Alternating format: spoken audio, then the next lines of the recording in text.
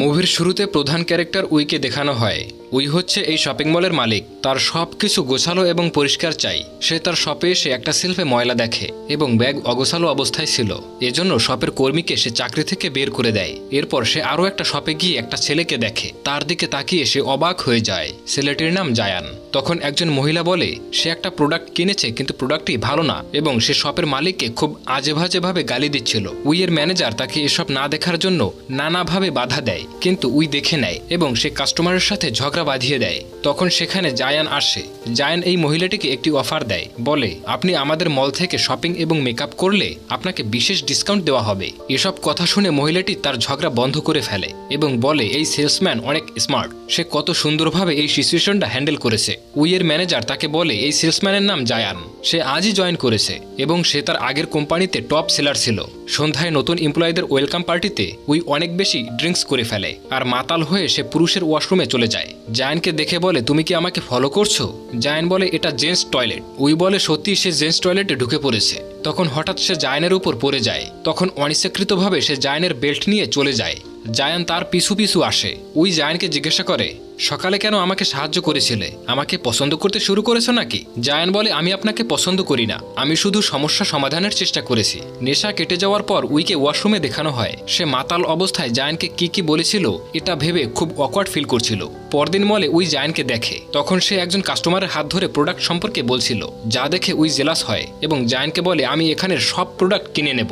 জায়ান তাকে বাহিরে নিয়ে আসে এবং বলে এসব কেন করছেন? উই বলে আমি তো তোমার সেলস বাড়াতে সাহায্য করেছি। এই বলে সে জায়ানকে মার্কেটিং ম্যানেজার পদে প্রমোশন দিতে চায়, কিন্তু জায়ান তাকে মানা করে দিয়ে বলে আসলে আপনি আমাকে পছন্দ করেন, তাই আমাকে অন্য মেয়েদের সাথে দেখে আপনি জেলাস ফিল করেছেন। তখনই শপের আরেকজন এমপ্লয়ের সাথে কাস্টমারের ঝগড়া লেগে যায়, তাই জায়ান তার সমাধান করতে ভেতরে চলে আসে। উই মনে মনে বলে পৃথিবীতে এই প্রথম ব্যক্তি যে আমাকে রিজেক্ট করে দিয়েছে। পরবর্তী সিনে উইকে জিমে দেখানো হয়। তার জিম ট্রেনার ও তার বন্ধু ইয়ং তাকে পছন্দ করে। সে সবসময় তাকে পটানোর জন্য নতুন নতুন কৌশল অবলম্বন করে। প্রতিদিনের মতো আজও যখন তাকে সে ইমপ্রেস করার চেষ্টা করছিল তখন উই রেগে যায়। ইয়াং তখন জিজ্ঞাসা করে আজ এত রেগে আসো কেন? উই বলে শপিং মলে আজ একজন নতুন এমপ্লয় এসেছে, সে নিজেকে অনেক বেশি হ্যান্ডসাম মনে করে, তাকে উচিত শিক্ষা দিতে হবে। এরপর মলে ইউজি এবং আরেকজন কর্মী ইউ এর সম্পর্কে কথা বলছিল। তারা বলে যখন থেকে মিস উই মালিক হয়েছে তখন থেকে অনেক এমপ্লয় তার আচরণে বিরক্ত হয়ে চাকরি ছেড়ে চলে গিয়েছে। তাদের কথাগুলো জায়ান শুনছিল।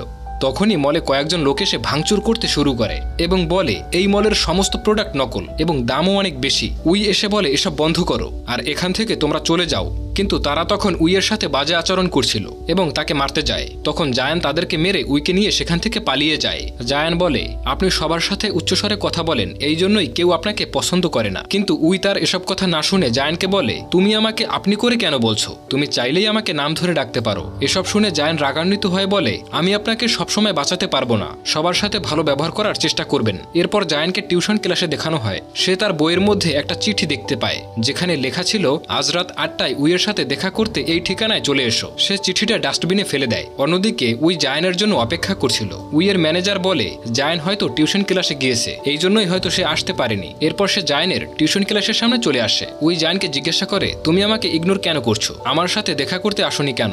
সে বলে আমি ব্যস্ত ছিলাম। তখন উই তাকে একটা গাড়ির চাবি দেয় এবং বলে তুমি আমার জন্য কাজ করবে এবং আমি তোমাকে এই টিউশনের চেয়ে অনেক বেশি টাকা দেব। জায়ান গাড়ির চাবি না নিয়ে চুপচাপ সেখান থেকে চলে আসে। অন্যদিকে উইয়ের ফিউন্স জিনকে দেখানো হয়, যার সাথে তার বিয়ে ঠিক হয়েছে। সে হচ্ছে উইয়ের বাবার বন্ধুর ছেলে। সে উইকে খুব পছন্দ করে, কিন্তু উই তাকে মোটেও পছন্দ করে না, কারণ সে কোনো কাজ করতো না, শুধু বাবার টাকা খরচ করত। সে উইকে বলে আগামীকাল তাদের ফ্যামিলি পার্টিতে জয়েন করতে, কিন্তু সে রাজি হয় না। তার উল্টোপাল্টা আচরণ দেখে উই বিরক্ত হয়ে সেখান থেকে চলে যায়। তখন সে উইকে একটা উপহার দেয়। উপহারটি ভুলবশত নিচে পড়ে যায়। একটা গাড়ি এসে সেটা নষ্ট করে দেয়। এতে জিনের খুব মন খারাপ হয়, তাই সে বাধ্য হয়ে বলে আগামীকাল সে জিনের পার্টিতে অ্যাটেন্ড করবে। পরদিন সে মলে ঢুকতে জায়ানকে দেখেই তার সাথে কথা বলতে যায়, কিন্তু তার আগেই জিন চলে আসে। এসে বলে তুমি কাল বলেছিলে আমার পার্টিতে অ্যাটেন্ড করবে, তাই অনিচ্ছা সত্ত্বেও তাকে যেতে হয়। পরের দিন জিনের পরিবার ও উইয়ের পরিবার একসাথে লাঞ্চ করছিল এবং তারা তাদের ব্যবহৃত জিনিসের ব্র্যান্ড নিয়ে কথা বলছিল, যা শুনে উই খুব বিরক্ত হয়ে সেখান থেকে চলে আসে এবং জায়ানকে বলে আমি চাই তুমি আমার বয়ফ্রেন্ড হয়ে যাও।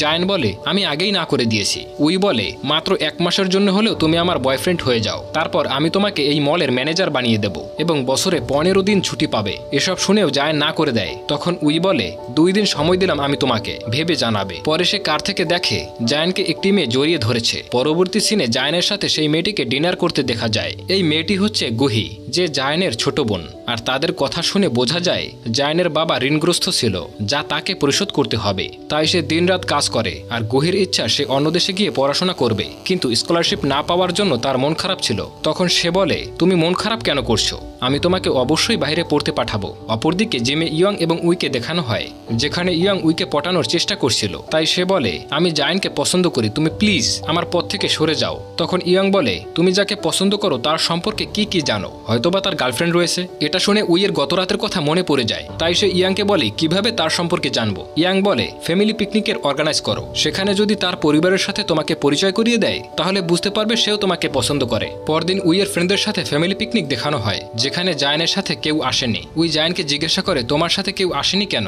তুমি কি কাউকে পছন্দ করো? জায়ান বলে তাতে তোমার কি। তারপর ওরা সবাই মিলে গেম খেলে। খেলা শেষে সবাই গিফট নিচ্ছিল। তখন জায়ান উইকে না দেখে খুঁজতে শুরু করে। যখন তাকে খুঁজে পায় তখন উই রেল স্টেশনে বসে ড্রিঙ্কস করছিল। কাছে আসলে তাকে বলে আমি কি এতটাই বদমেজাজি যে কেউ আমাকে পছন্দ করে না, আমি এই শপিং মলের দায়িত্ব থেকে রিজাইন করে নিব। জায়ান বলে তুমি যেমন আছো সেরকমেরই ঠিক আছো। উই বলে তাহলে তুমি কেন আমাকে পছন্দ করো না? আর আমি ছোটবেলায় এরকমের ছিলাম না। আসলে উই ছোটবেলায় এরকমের বদমেজাজি ছিল না। তাকে বলা হয়েছিল সফল ব্যক্তি হতে হলে অনেক বেশি স্ট্রিক্ট এবং রুট হতে হবে। জায়ান তার কান্না থামিয়ে তাকে সেখান থেকে নিয়ে আসে। পরদিন উইকে জিমে দেখানো হয়, যেখানে ইয়াং তাকে জিজ্ঞাসা করে গতকাল গেম শেষে কোথায় গিয়েছিলে? উই বলে আমার কিছুই মনে নেই। তখন তার মনে পড়ে যায় সে একটা বইতে পড়েছিল কাউকে ভালোবাসায় আটকে রাখতে হলে তাকে জেলাস ফিল করাতে হবে। এরপর মলে জিনকে দেখা যায়, সে ফুল ও ডায়মন্ডের কিছু নেকলেস উপহার দেয়, কিন্তু বক্সে নেকলেস ছিল না। দোকানদার জিনকে বলে তুমি যেই টাকা দিয়েছো সেই টাকায় শুধু বক্সটাই পাবে। তখন এক ট্যাক্সি ড্রাইভার এসে ভাড়া চায়। এসব জায়ান তার সব থেকে দেখছিল আর হাসছিল। আসলে উই জায়ানকে জেলাস ফিল করাতে চেয়েছিল, কিন্তু জিনের আচরণে রেগে সেখান থেকে চলে আসে। তারপর সে জায়ানের শপে কসমেটিক্স কিনতে আসে। জায়ান তাকে বলে তোমার এসব করার কোনো প্রয়োজন নেই। তখনই জিন সেখানে এসে বলে আজ রাতে আমার সাথে ডিনার করবে, কিন্তু উই না করে দেয়। তবুও জিন বারবার রিকোয়েস্ট করে। উই জায়ানের হাত ধরে বলে আমি আজ রাতে তার সাথেই ডিনার করব, তাই তোমার সাথে যেতে পারবো না। জিন উইকে জোর করে নিয়ে যেতে চায়, কিন্তু জায়ান বাধা দেয়। তখন জিন বলে তুমি কি আমাকে বাধা দেওয়ার? সে বলে আমি তার বয়ফ্রেন্ড। এটা শুনে জিন তাকে চর মারে। তখন শপের বাইরে এবং ভেতরে অনেক মানুষ এগুলো রেকর্ড করছিল, তাই জিন সেখান থেকে চলে আসে। পরদিন উই জায়ানের টিউশন ক্লাসে আসে এবং এসে জানতে পারে জায়ান অসুস্থ, তাই সে তার বাসায় চলে আসে। উই জায়ানকে জিজ্ঞাসা করে তুমি আমাকে কেন বলোনি যে তুমি অসুস্থ?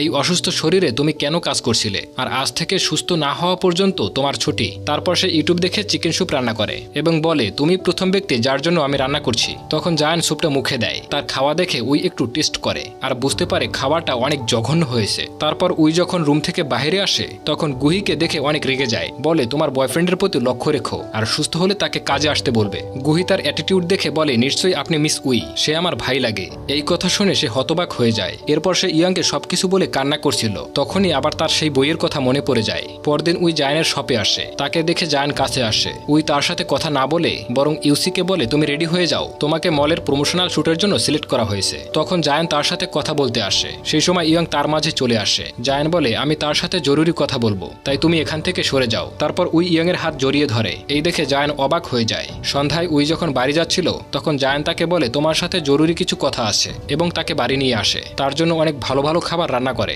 জায়ান উইকে বলে তুমি অন্য কারোর জন্য বদলে যেও না, তোমার এই অ্যাটিটিউড তোমার সাথেই স্যুট করে। আসলে আমি তোমাকে আগে পছন্দ করতাম না, কিন্তু এখন আমি মনে হয় তোমার প্রেমে পড়ে গিয়েছি। তুমি কি আমার গার্লফ্রেন্ড হবে? এসব শুনে উই ভাবে সে হয়তো স্বপ্ন দেখছে। পরবর্তী সিনে গুহি বাসায় আসে এবং একটা ওয়ালমেট দেখে সে খুশিতে নাচতে থাকে। সে টেবিলে 2টা প্লেট দেখে জায়ানকে জিজ্ঞাসা করে নিশ্চয়ই বদমেজাজে উই এখানে এসেছিল তাই না? জায়ান বলে প্লিজ তুমি তাকে এসব বলো না, সে আমার গার্লফ্রেন্ড, আর এই ওয়ালমেটটা সে তোমাকে গিফট করেছে। সে রেগে যায় আর বলে আমি আর এখানে আসবো না, এখন থেকে আমি হোস্টেলে থাকবো। পরদিন তারা শুট করছিল।